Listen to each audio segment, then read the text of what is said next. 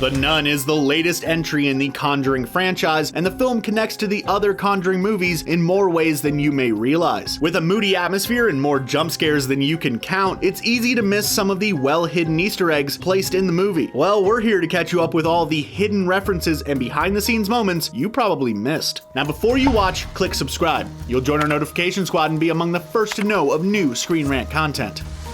Which brings us to the three stages of demonic activity: infestation, oppression, and possession. Valak goes to school. Classroom scenes seem to be a common way of opening movies within the Conjuring universe. In the original Conjuring, we meet the Warrens as they teach others about possession in a classroom-like setting. The same type of setting is used in The Nun, as Sister Irene teaches a classroom of children about dinosaurs. If you look at the chalkboard in the classroom, you will spot the nun's evil name, Valak, written on it. The use of the Valak name as an Easter egg was taken directly from The Conjuring 2, where the Valak name appears several times before it is actually spoken by any of the characters in the film. Producers have really gone above and beyond to hide these little details and really build on the mystical nature of The Nun.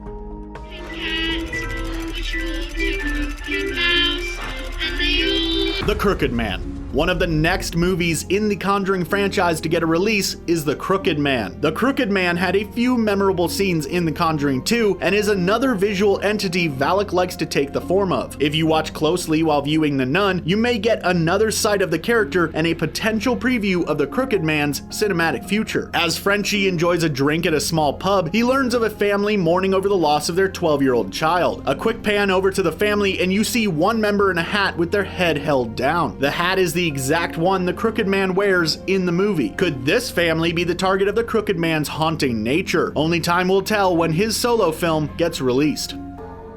I saw a nun. Destroyer of Demons. Unlike the true-to-life Warrens from the Conjuring films, Sister Irene is a completely fictional character who was created for The Nun. Despite being fictional, her name and roots are very much drawn from real-life references. There is an actual Saint Irene who was dubbed the Destroyer of Demons after successfully performing an exorcism on a young boy. Using strategies which included a straitjacket and hanging the boy midair, it's no wonder Irene became an inspiration for The Nun. Time will tell if Sister Irene returns to the Conjuring universe and what type of role she may play in future plots. Valak license plate. One of the easiest Easter eggs for filmmakers to insert into a film is a license plate Easter egg. From Toy Story to Back to the Future, license plates serve as a perfect way to give off funny messages and small details. Even in a horror film like The Nun, the good old license plate trick is utilized. Filmmakers didn't get too creative or crazy, simply going back to the Valak name on one of the plates. To spot the license plate, look for the scene when Father Burke loads suitcases into a truck. The truck includes the Valak license plate, and the shot is pretty fast and fairly easy to miss. Safety coffins.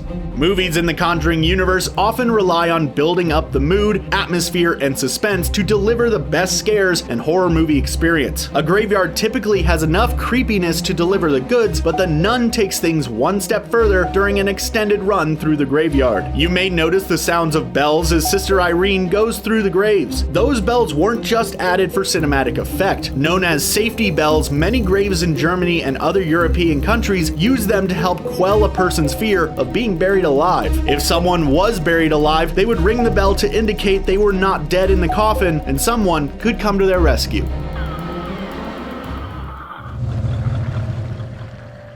The Exorcist. When it comes to demons and exorcisms, one of the all-time great horror movies people often reference is The Exorcist. Naturally, The Nun draws influence from that film, but it's not in some of the most obvious ways. Instead of using Easter eggs and references in the form of scares or gore, a lot of cinematography is drawn from the horror classic. Pay attention to any early scenes with Father Burke, and they will have similar angles and styles as early scenes with Father Marin. The homages are a great nod to one of the all-time horror greats, and the film pulls it off in a subtle way that works well for die-hard fans.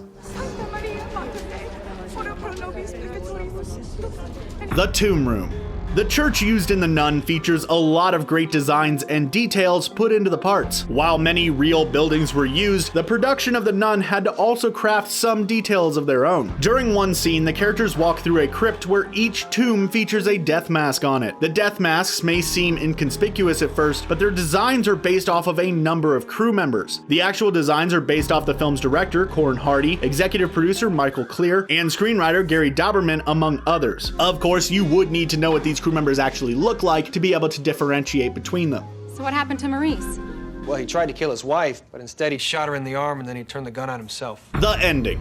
The whole ending to The Nun is like one big Easter egg. After Valak is defeated, Sister Irene learns Frenchie's real name is Maurice, the same Maurice from the first scenes of the original Conjuring film. This major connection makes Valak a part of the first Conjuring film, when many fans thought the demon was not introduced until its sequel. A number of original cast members also appear in the ending scene, which was taken directly from the first Conjuring. If you remember the opening moments from The Nun, the film showcases scenes from The Conjuring 2, fully connecting the whole universe and presenting Valak as the ultimate enemy to the Warrens and all the other characters.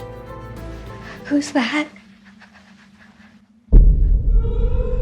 And there you have it, the end of our video. What was the best Easter egg? Did you spot these when you saw the movie? And is there anything that we might have missed? Let us know in the comment section down below. And while you're down there, don't forget to like this video, share it, and subscribe to ScreenRant on YouTube so you can stay up to date with all of our awesome videos. Thanks for watching.